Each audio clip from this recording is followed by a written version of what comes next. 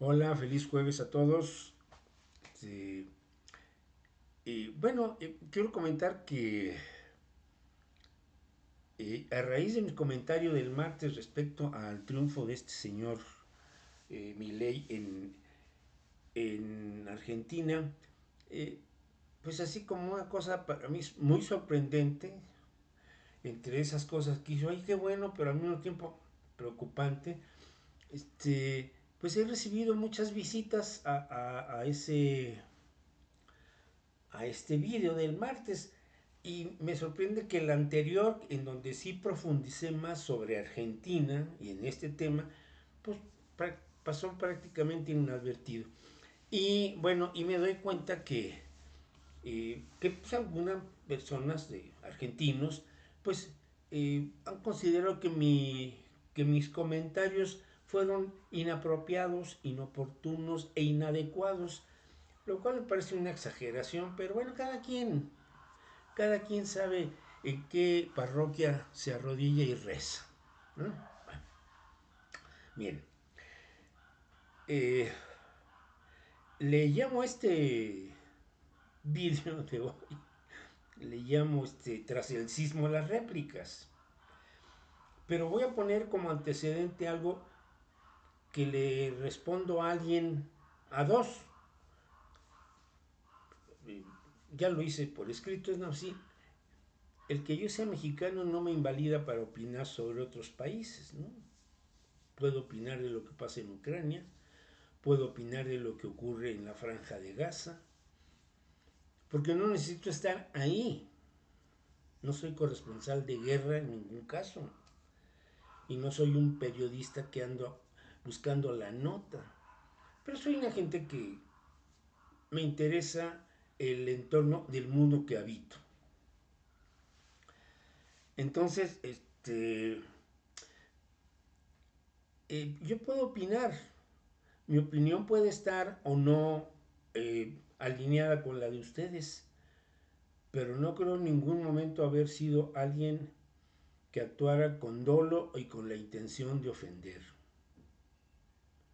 Pero si piensan así que yo no tenía derecho, porque además ahora pues ya me salieron muchos nietos que yo no conocía. Mándenme la foto para ver a mis nietos. Eso sí me gustaría mucho, ¿eh? Porque, sí, imagínense ustedes. De repente, ah, caray, tengo nietos en Argentina. Quiero verlos, quiero verlos. Bueno, pero voy a platicar una cosa. No hay desconocimiento en México de lo que ustedes han vivido los últimos 15, 16 años, no sé. En el 2000 yo era maestro de un proyecto escénico para la Facultad de Ciencias de la Comunicación de la Universidad Autónoma de San Luis Potosí, en el centro de México, en el centro del país.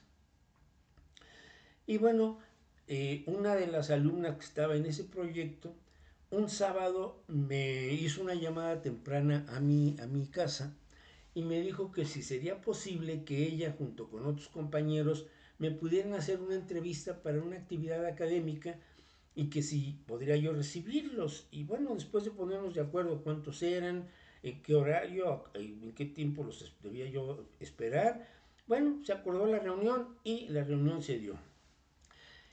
Se trataba de un asunto que, pues, entrevistar a alguien que tiene pues alguna presencia en las actividades artísticas, culturales o intelectuales de la ciudad y pues, consideraron que yo tenía algo que decir.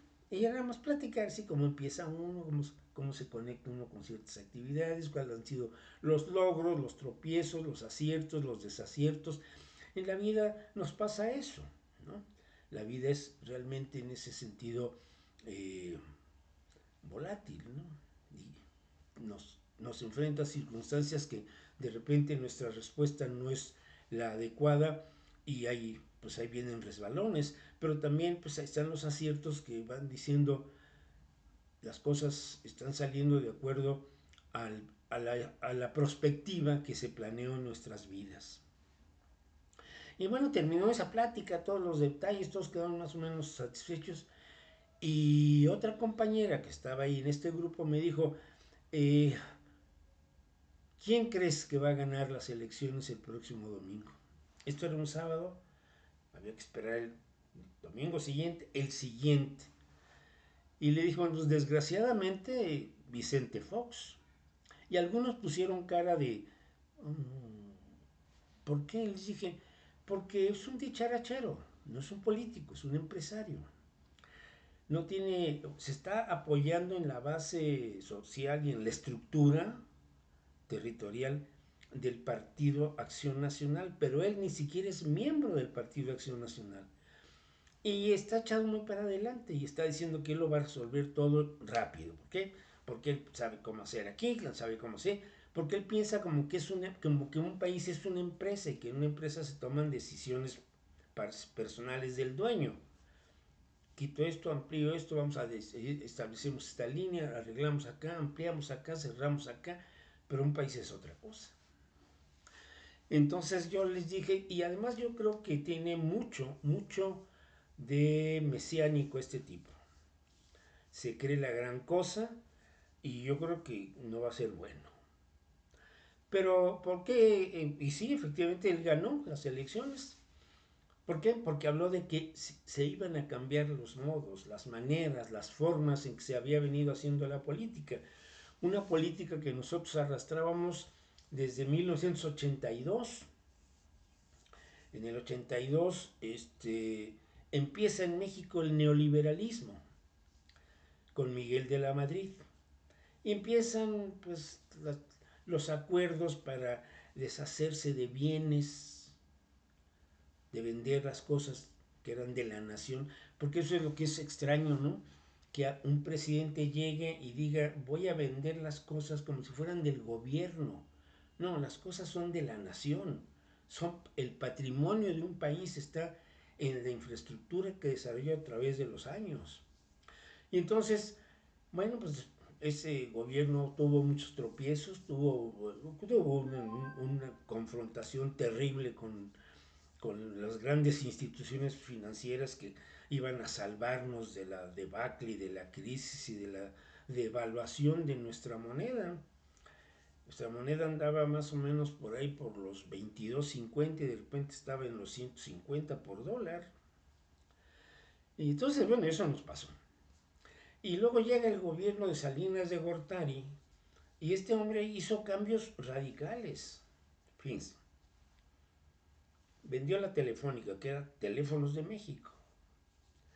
Se la vendió a un empresario que ha cumplido con honestidad. Es un empresario, ha hecho grandes negocios, pero es un empresario que ha dicho, bueno, me dieron una concesión para manejar la red pública de telefonía y lo voy a hacer con lealtad a mi país. Pero muy pocos piensan así. Y luego teníamos una cadena de televisión, el Instituto Mexicano de Televisión, Imevisión, y lo vendió a lo que ahora es la TV Azteca, que es un mugrero de una copia mal de lo que es Televisa en México. Y ahí sí generó a un hombre que es uno de los más ricos en el país, que es un desfachatado con una ideología extraviada. Teníamos una cadena hotelera, nacional hotelera, y había hoteles en los pueblos turísticos, hoteles muy importantes que competían con las cadenas internacionales de hotelería de primer nivel. Las vendió. Pero el proyecto que se tenía de esa nacional hotelera era para poder satisfacer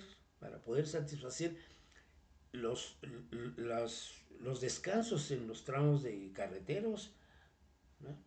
Pues un hotel, no un gran hotel, pero un hotel limpio, bien atendido, con todos los servicios, generalmente cerca de donde estuviera una estación de gasolina, para que el que viniera por la carretera quisiera descansar, pues no tuviera que dónde me quedo, hay un cuartucho o me duermo en el carro, ¿no? Un hotel bien puesto y con servicio de mecánicos y de combustibles. Bueno, lo vendió. ¿Qué otras cosas? Bueno, vendió muchas cosas, ¿no? Privatizó la banca que ya se había nacionalizado unos años antes, por la intromisión que había tenido la banca privada y como corresponsable de la crisis económica de finales del 82, de principios del 82. Entonces, ¿qué otra cosa hizo? Que esto fue de lo más bueno, hubo muchas otras cosas, pero esto, modificar el artículo 27 de la Constitución mexicana, la Constitución política que nos da cuerpo y orientación al país, modificó el artículo 27, que palabras más, palabras menos, dice que el suelo y el subsuelo son propiedad de la nación y que las tierras que están otorgadas son administradas por la autoridad. Con eso que dijo, bueno, pues, que el petróleo ya no era de la nación, sino del que lo agarrara, y que pues, se podía modificar la ley del sector eléctrico, y empezaron a entrar, bueno, ahí se iniciaron los primeros pasos, tímidos algunos, para empezar a buscar la manera de tener cogeneración, ¿no? La Comisión Federal de Electricidad, más compañías extranjeras que podían hacer una inversión y luego usar las líneas de transmisión de la red nacional para la energía que ellos produjeran, la pudieran también vender. Pero decían que era para ellos, para sus fábricas, sus instalaciones. No, pues empezaban a vender. Y entonces, una cosa que está ahorita en discusión en el Congreso, muchos años después. Y entonces eso pasó y entre las cosas que ocurrieron es que de repente todos en México éramos millonarios. Todos ganábamos de a $1,000,000, que eran 1,000 pesos. Pero por la devaluación y por la necesidad de combatir la inflación, pues se emite circulante. Y entonces éramos millonarios, todos ganábamos millones, 1,000 pesos. Y se les ocurrió decir, bueno, ¿sabes qué? Quítale 3 ceros. Quítale 3 ceros. Fueron tiempos sombríos para México. Y hubo también represión y autoritarismo. ¿Por qué? Porque decíamos, para imponer estas reglas, eliminar instituciones del gobierno, reducir los salarios, controlar el gasto público, cancelar las obras públicas, entregar concesiones a diestra y siniestra. Y entonces nos pasamos el régimen de Salinas, luego vino el régimen de Zedillo, que vendió los ferrocarriles, dio concesiones de mineras, de las playas, de los polos turísticos en desarrollo, todo lo entregó. Entonces, en quiebra, y entonces el país estaba desesperado, no había empleos suficientes, los salarios no alcanzaban, las rentas subían y los ingresos eran los mismos. Y cómo se perdieron casas, se otorgaron créditos a diestra y siniestra para activar y hacernos sentir que estamos en el primer mundo. Y recuerdo que en Ciudad Juárez, en Chihuahua, en el estado norteño de Chihuahua, hubo un escándalo porque se entregaron montones de viviendas a través de los créditos hipotecarios que otorgaban en convenio con la Institución Nacional de Fomento a la Vivienda. Y bueno, pues la gente tenía que pagar tanto al mes. Pero como la devaluación seguía y se seguía depreciando el peso y el dólar seguía subiendo, ¿qué va a pasar ahora? Pues tienes que pagar más. Pero ¿cómo, de dónde saco si no gano más? Ah, bueno, pues entonces no sé cómo le vas a hacer. Y la gente empezó a regresar las casas y los carros a crédito también. Y se empezaron a llegar los estacionamientos de carros. Y saben que yo no puedo pagar el carro y no quiero me estén molestando. Aquí están las llaves, están los papeles, ahí está el carro, ya lo dejé estacionado, está todo en orden. Bajen a ver que no está, que no tiene ningún daño. Y así estuvo. ¿Por qué? Porque no se resolvió nada con la disque reducción y que el aumento y que vamos a vender y a privatizar todo porque vamos a salir adelante. No salieron adelante. Ellos sí salieron adelante. Entonces, en México ya lo vivimos. Y cuando llega este Fox, pues ya la gente estaba harta de los gobiernos anteriores. Como ahora les pasó con lo de echarle la culpa a Fernández de las broncas de Macri o de Menem, ¿no? Este, y le ponen así como el prejuicio, decir, ah, no, es que el peronismo, bueno, pues, tuvo sus momentos, pero eso es un movimiento político que tiene una enorme base. ¿Que ha habido fallas? Bueno, les digo aquí también, nosotros éramos que del PRI, ¿no? Pues el PRI resultó, ahora es una vergüenza nacional eso, que fue, digamos, un fundamento de los grandes logros del patrimonio nacional, instituciones como el Seguro Social, como la CFE, como Pemex, como todo eso, tienen que ver con esos, porque son momentos. Pero llegaron los neoliberales y que nosotros íbamos a arreglar todo y que quién sé qué, y que vamos a reducir. Y aquí pasó. Escuela pública, se empezaron a aparecer universidades, que aquí les decimos universidades patito. En cualquier pequeño edificio con 3 o 4 apartamentos, ¡ay, vamos a poner una universidad! ¿Por qué? Porque le vamos a quitar el presupuesto a la universidad pública. Y hospitales, empezaron a aparecer hospitales y sanatorios y todo, porque le empezaron a quitar el dinero al Seguro Social para darle todo ese servicio, ese beneficio, esa opción a la iniciativa privada. Ya lo vivimos, no nos fue bien. Con Fox fue un desastre. El país acabó peor. Luego vino Calderón, que se robó las elecciones y que se le ocurrió, sí, con una casaca militar y una cachucha militar, declararle la guerra al crimen organizado, a la delincuencia, al narcotráfico. Y cuando a un ejército le dices estamos en guerra, pues no se andan con medias tintas, estamos en guerra. Y de ahí el origen de la violencia y de la inseguridad de la que tanto ahora se habla de nuestro triste México, porque ese renglón pues está muy complicado. Había matanzas todos los días, todavía las tenemos, es una cosa espantosa, es una cosa espantosa. Pero es que la decisión de un hombre, apoyado ¿por qué? Porque declaras una guerra y ¿qué es lo primero quienes se alegran? Los que fabrican armas. Entonces, aunque era una guerra aquí local entre la delincuencia y la autoridad, consumo de armas, municiones y todos pertrechos para matar a la gente, la violencia, la violencia. Entonces, bueno, por eso lo dije, ¿no? No creo haber ofendido. Sí molesté porque siempre se llama, o sea que yo soy de los atarantados que voté a favor de este señor. Pues sí. Y este señor ya viene en la réplica, ¿no? Ya dijeron los gremios, oye, eso de que vas a vender las líneas aéreas argentinas, las cadenas nacionales de televisión, y luego vas a quitar ministerios, el Ministerio de Cultura, el Ministerio de Salud, el Ministerio de Turismo, los vas a quitar. ¿Y qué va a pasar con esos empleados?